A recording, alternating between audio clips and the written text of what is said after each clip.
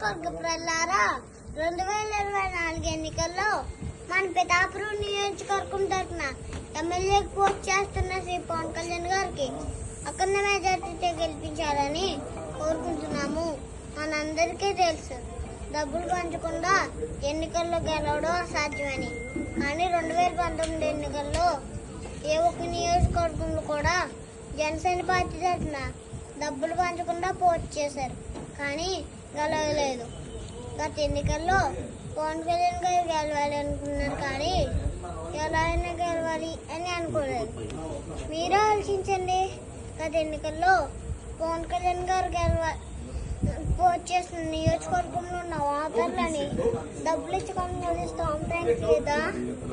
ఎంతో మందికి తన సొంత డబ్బుతో ఆర్థిక సహాయం చేసిన పవన్ కళ్యాణ్ గారు అదే డబ్బుతో ఓటర్లను